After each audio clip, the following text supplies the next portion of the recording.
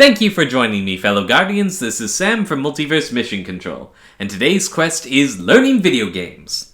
So, originally I was going to include an episode on local co-op and local competitive action, but then I realized I can basically sum them up in one paragraph. If you've been taught good sportsmanship in a team sport, well, basically the same applies here. Keep the conversation fun for everyone. If you know what will tick people off, don't say it. If you didn't know and now you do, apologize, and don't act too big to apologize. Compliment when you can, and laugh often. And remember, you're not there to win. Not really. That will just mess everything up. You're there to party it up and have a good experience with other people.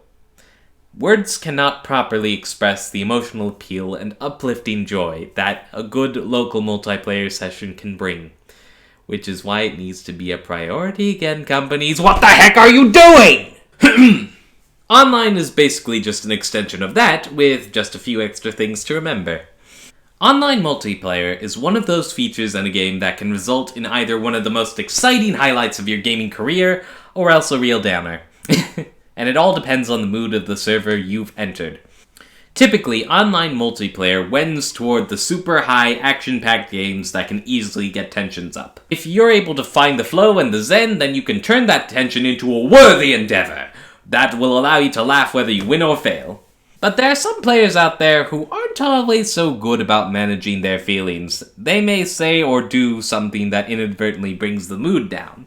Sadly, as with most internet communications, it's easy to forget your manners when you can't actually see the person you're talking to. This episode is both how to deal with toxic players and how to communicate respectfully to avoid being a toxic player.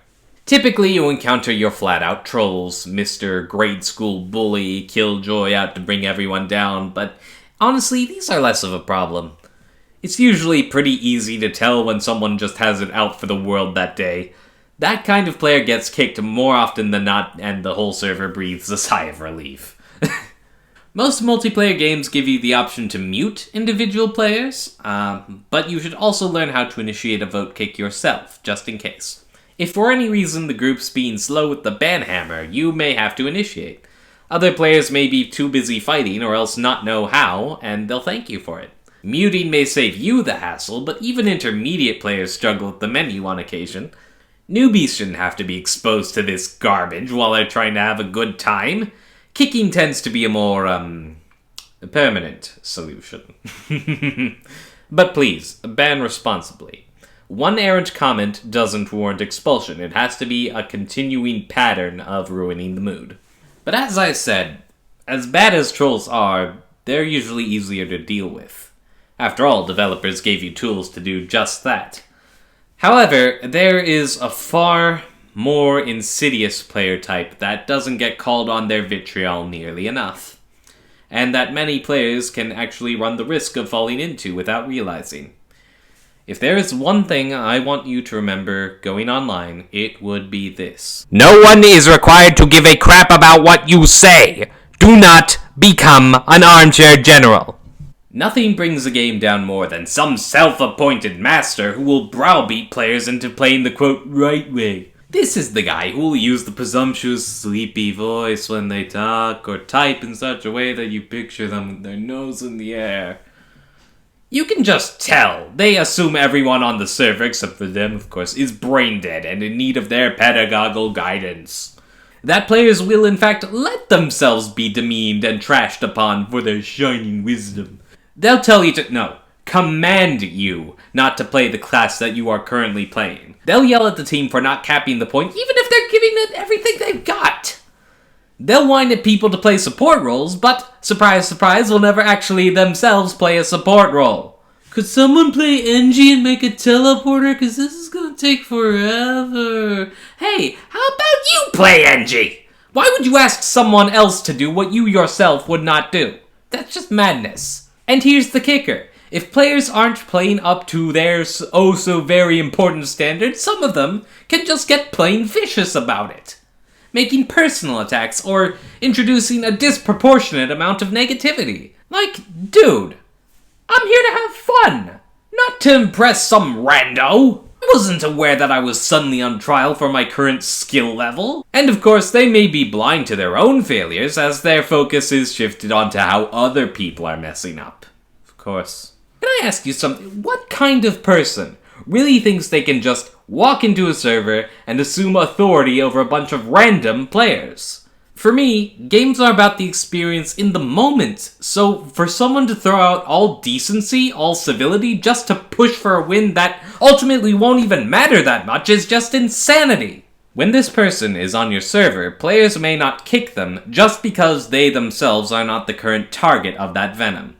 Or some of them may even think he has half a point despite the churlishness of his delivery and don't feel the need to correct him or involve themselves in drama. But you know what? Screw that! If he's being nasty, kick him! Muting may save you the hassle, but for a new player, this guy is actually worse than a troll. Why? Because he seems, and I should emphasize that, he only seems like he knows what he's talking about. The seeds of doubt get planted in the unsure newbie's mind, and all of a sudden, what should have been a fun experience just becomes another cesspool of negativity, an impossible obstacle that I just suck at no matter what I do. And the negativity becomes contagious, and it infects the whole server, and just like that, the fun times are gone. This is unforgivable. Yuruserai! Teme! So, be the hero your server needs and jog the action along. Initiate a vote kick or stand up for the little guys and remind this jerk just how little authority they actually have. Rally the server to the cause of either removing this pest or else forcing him to behave. Because really, this person is the embodiment of everything that is wrong with this hobby. If this kind of person is watching this episode, friggin' check your damage before you so casually foist it onto other people. And in the meantime, get bent. So then, the question is, how do we avoid becoming this person? How do we communicate to our team respectfully, yet effectively to overcome various obstacles? Well, human communication is never quite a solid thing, but I think the most important thing to remember is that you can't control other people. You can only control what you choose to do in the moment. Expect to get the problem done yourself before you will lean on other people. And if you truly feel like things are too dysfunctional to work, just go to a different server. If you feel your team needs a little extra something-something, then be that extra something-something. Don't force other people to stop playing classes that they enjoy if you wouldn't do so yourself. In fact, just let people play how they're going to play in general, because they're having fun, which is the point after all, and sometimes random unorthodox playstyles can end up winning the day because the enemy is expecting a strat that makes sense. Ironic, right? And yeah, they may suck it up, but they may also be new players, and that's simply how we learn. So be kind, always. You were new once too, weren't you? Remember how in Console Talk I urged you to become like the chill subconscious? Well, the same applies here. Instead of telling people what to do, tell them things to watch out for. Because if you're going to be potentially distracting them from a fight, you should have something that they would actually care about. Careful, they got a turret up there! That heavy's a beast, watch yourself! There's a spy in our ranks, watch your back, guys. And you only say it once. One time. Not only will players appreciate the heads up, but the attentive player will hear that and go, how do I make that not a problem anymore? But even if you're making the effort to be mature, people may ignore you. And you know what? That's life. If no one's taking out the turret, then you just have to heave a sigh, take out the turret yourself, move on, and don't give anyone crap for it. After all, there are usually tons of mini-skirmishes happening all over the map among players of varying skill levels. Allies may need to heal themselves, reload, or engage other foes. Not to mention, you're not seeing what's happening in their homes. I mean, you're never really getting the whole picture. And never underestimate the power of positive reinforcement.